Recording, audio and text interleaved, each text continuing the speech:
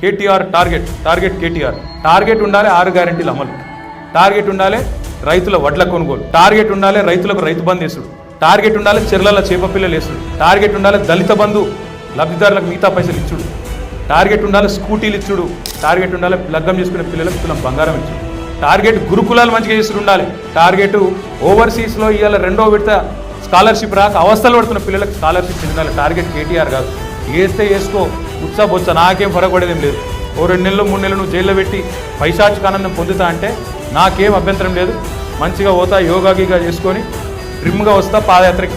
కాబట్టి నేను భయపడేటోని కాదు, మేము ఎవ్వరం భయపడేటోళ్ళం కాదు.